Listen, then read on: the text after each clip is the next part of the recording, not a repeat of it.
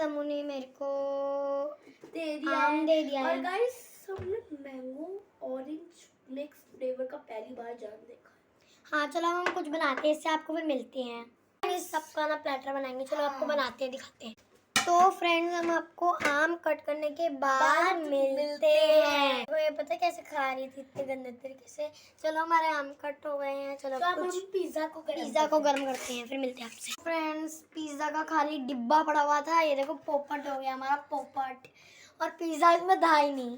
तो कोई बात नहीं, अब हम जैम को तैयारी करके मिलते हैं, सब चीजें तैयारी करके। हमने पॉज करके पिज्जा हमने होममेड बनाया है, होममेड Yes. पिज्जा रोटी से पिज्जा का पोपट हो गया, इसलिए हमने ये होममेड बना लिया। कि यहाँ पर ओवन तक जाने के लिए कितनी हलगामा मच रही है, हलगामा।